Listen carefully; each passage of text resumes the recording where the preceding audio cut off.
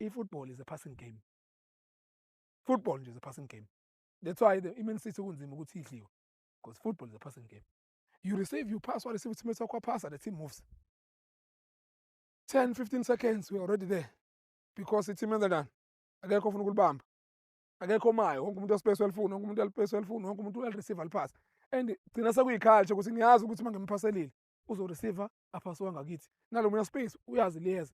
It becomes a mentality of the team ukuthi whenever we play, we don't keep it too much on our feet, but we let it do the running.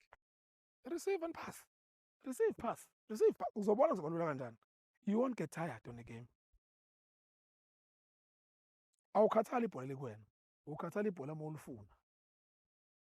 And uma ibhola likuwena, you dictate i-tempo nokuthi sigijima kangakanani, sihamba kancane nini, because it's kuwena.